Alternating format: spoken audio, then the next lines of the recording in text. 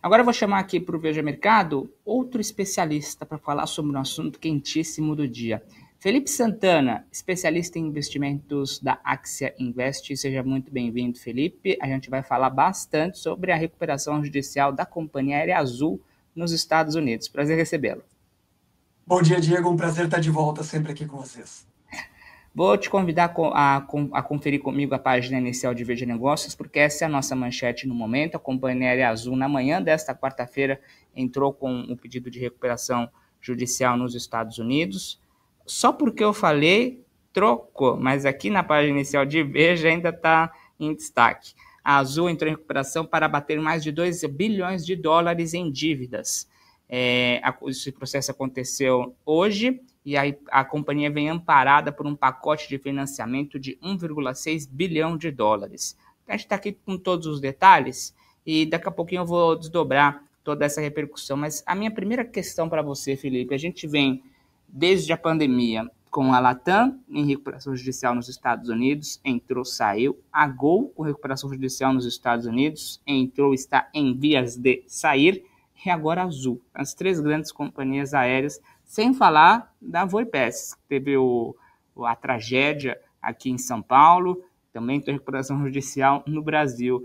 Isso te mostra que o setor aéreo aqui no Brasil, quando a gente fala em investimentos, mas vai até mais além, em ambiente de negócios, é um risco, é um perigo danado? Não, Diego, eu não acho que seja um risco ou um perigo danado. Eu acho que é uma receita pronta para o fracasso. Porque quando a gente vai precificar o risco, existe alguma possibilidade de dar certo. E não tem. Não há possibilidade de dar certo. Nos moldes brasileiros, não há. Vamos tentar voltar um pouquinho.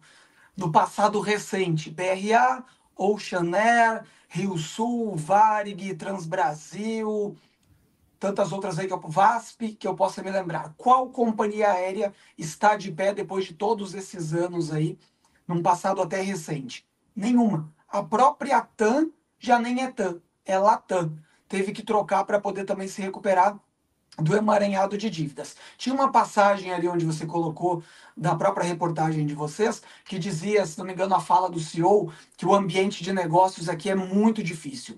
Ele não é muito difícil, ele é impróprio para o ramo. Ele é impróprio, absolutamente impróprio. Não há como uma companhia aérea dar certo no Brasil no molde brasileiro. Básico. Nós temos, acho que uns 80 ou 90% desse custo operacional em dólares, um câmbio bastante agressivo numa moeda brasileira, e nós temos também uma receita absolutamente em reais. Essa conta não vai fechar nunca. Existe um processo de endividamento dessas companhias aéreas que ele é crescente. A Gol nasceu ali no início dos anos 2000 e de lá para cá tentou fazer todo tipo de malabarismo, todo tipo de financiamento e foi engordando a sua dívida. Nós não tivemos, e se tivemos, não me recordo, num passado mais recente, um momento de boom das companhias aéreas. Mesmo quando elas têm um lucro operacional trimestral, elas têm um passivo ou uma alavancagem para combater. Não há como uma companhia aérea dar certo nesse país no molde atual. Outras companhias podem nascer, outras companhias virão, fusões, aquisições nós poderemos ver, mas se nós não mudarmos o molde, principalmente por conta estatal. A gente tem aí um emaranhado jurídico. Código de Defesa do Consumidor, legislação da ANAC, dolarização, receita em reais, manutenção, dificuldade para que essas empresas tragam peças, impostos altos. A receita é pronta. Não há como dar certo. Você vê diferenças na característica desses pedidos das três companhias aéreas, Latam, Gol e Azul? A situação da Azul parece mais grave do que as suas concorrentes enfrentaram no passado, semelhantes? Como é que você tentaria comparar esses processos? Veja bem, no passado mais próximo, que foi a pandemia, que todas as companhias aéreas tiveram problemas, nós tínhamos uma falta de demanda, ou quase que uma proibição de demanda, né? As pessoas ou pararam de viajar ou estavam impedidas de viajar por lockdown, situação de saúde e tudo mais. Então, naquele momento, e num passado ainda mais longínquo, onde nós tínhamos uma demanda menor por aviação, aí a dificuldade poderia ser maior. Naquele momento, nós tínhamos apoio governamental, seja por financiamento, refinanciamento de dívidas, a parte tributária e outros pontos. Neste momento, nós temos uma demanda aérea aquecida. Para quem está acostumado a viajar ou tem viajado recentemente, viu que os aeroportos estão cheios e os voos, na sua esmagadora maioria, estão cheios. Os voos estão com uma lotação muito interessante. A capacidade de atendimento das companhias aéreas, não só no Brasil como no mundo, ficou obstruída por falta de entrega de aeronaves. Aí a gente pode até ir para outro assunto, que seria a dificuldade da Boeing, Airbus, a própria Embraer de entregar essas aeronaves, que também em parte é fruto da pandemia, falta de chips, falta de equipamentos e tudo mais. Mas neste momento, eu acho que o setor aéreo tem a seu favor, para sua recuperação, a demanda mais aquecida. Como eu falei, os voos estão bem cheios. Então, nós temos uma demanda por passagens aéreas. O Brasil é um país, como a gente sempre diz, continental. É muito difícil que uma pessoa pegue um ônibus em Porto Alegre e vá até Manaus, por exemplo. É possível, mas é improvável. Nós temos uma demanda e precisamos do transporte aéreo. Transporte aéreo de carga nem se fala. Cargas perecíveis, vacinas, medicamentos, órgãos, que é uma coisa que o Brasil está lá na ponta lá do transplante de órgãos, que também são por transporte aéreo. Portanto, a nosso favor, um transporte aquecido e uma possibilidade de aquecê-lo ainda mais. Contra a gente, o Brasil. O risco Brasil, a insegurança jurídica, a falta de políticas públicas, a dificuldade que é de se ter uma companhia aérea por todos os fatores que eu já elenquei e a dificuldade na aviação regional. A Azul, ela é muito focada, nasceu focada na aviação regional. Ela quase que pode se equiparar a Rio Sul no passado. Para quem é um pouquinho mais velhinho como eu, lembra que nós tínhamos a Varig como top do Brasil, um orgulho brasileiro, Rio Sul e Nordeste como companhias mais regionais. Esses buracos deixados pelas regionais que já faliram, e recentemente pela Voipaz, a gente tem aí um espaço que a gente chama de slots que podem ser ocupados pela Azul. Mas a Azul tem o problema do endividamento. Endividamento, falta de ajuda pública. E muitas pessoas, na hora que eu falo ajuda pública, torcem o nariz porque acham que o que eu estou falando que o governo tem que injetar dinheiro na companhia. Não, o governo não atrapalhando a companhia aérea já é de grande valia. Criando espaço para financiamento, juro eventualmente subsidiado, uma proteção, rede cambial, não dificultando, não subindo IOF, isso tudo facilitaria. Nós temos problemas do combustível, ICMS caro, muito caro em vários estados para o combustível, praticamente metade de um custo operacional é combustível, então tudo isso é um grande bolo venenoso para as companhias aéreas. Não fugindo da sua pergunta, acho que hoje a situação da demanda favorece a Azul em detrimento de tempos anteriores, como foi a pandemia. Agora a gente precisa de uma ajuda governamental. E a Azul e a Gol estão no meio de um processo de fusão. Todos esperavam a recuperação judicial da Azul acabar lá nos Estados Unidos para esse processo avançar. Agora a Azul foi quem entrou com o Chapter 11 por lá. Essa fusão, na sua percepção, é adiada mais uma vez? Pode acabar nem saindo do papel? Há um risco grande desse cenário se concretizar? Acho que é péssimo para a fusão. Eu já não via com bons olhos o esquema da fusão, por conta de nós termos duas companhias com graves problemas financeiros. A cultura das empresas, ela também é diferente. Azul e Gol parecem ser companhias de low cost. Pareciam mais no início, né? Hoje um pouco menos.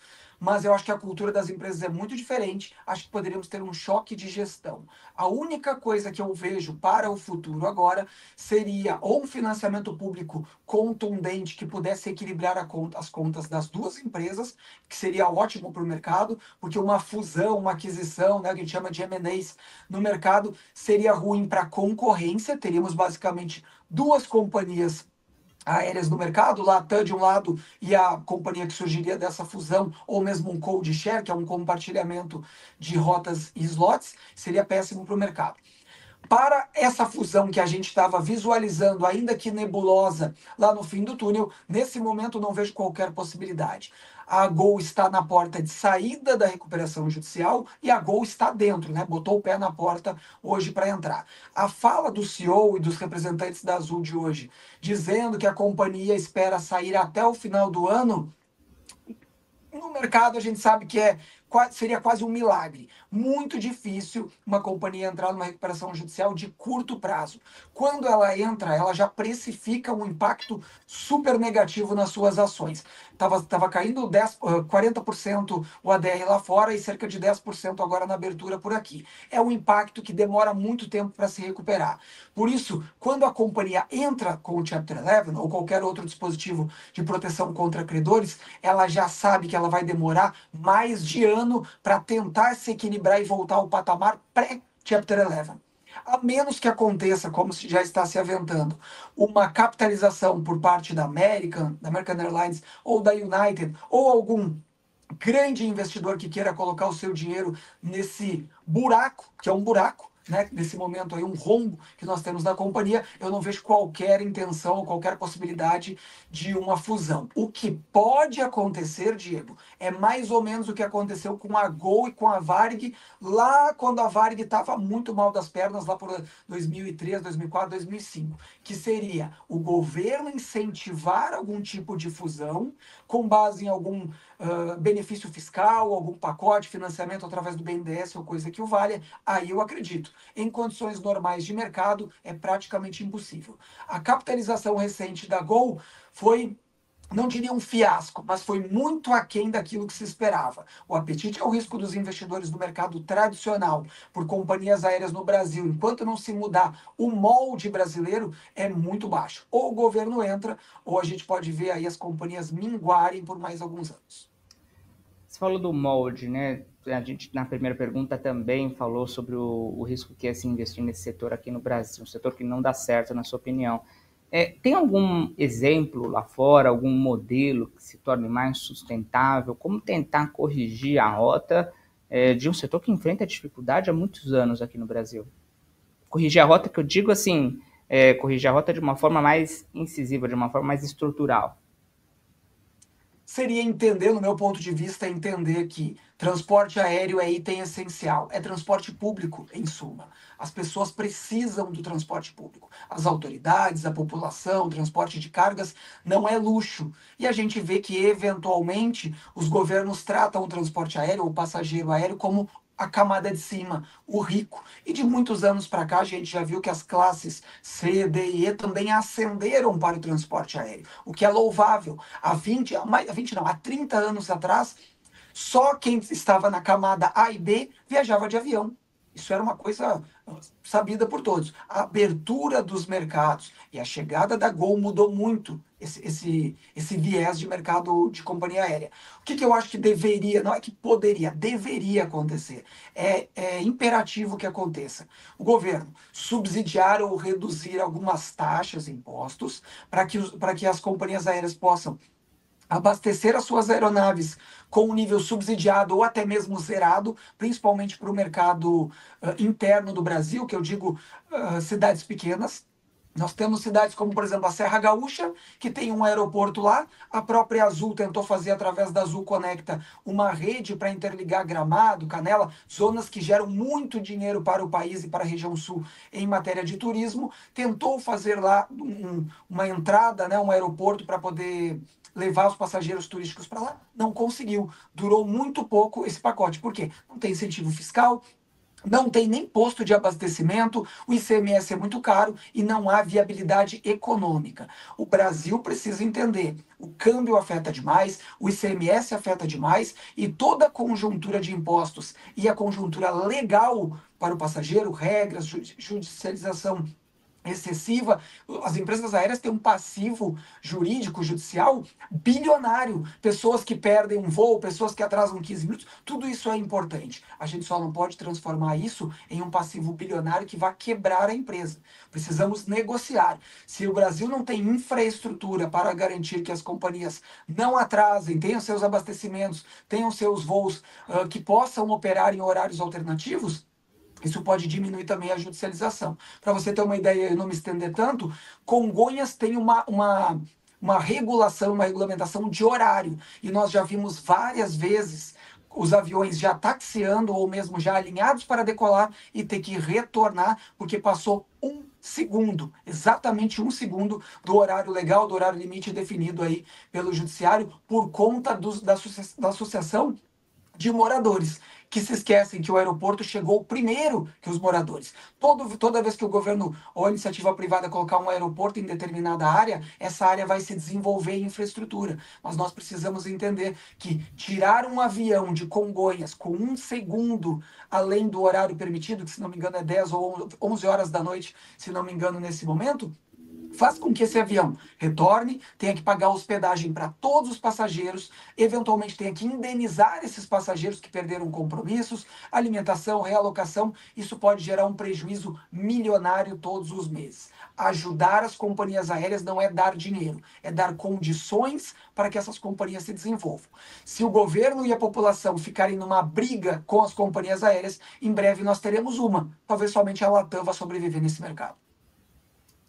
Felipe Santana, especialista em investimentos da Axie Invest, muito obrigado pela participação, gostei do papo. Volte sempre, sempre muito bem-vindo aqui.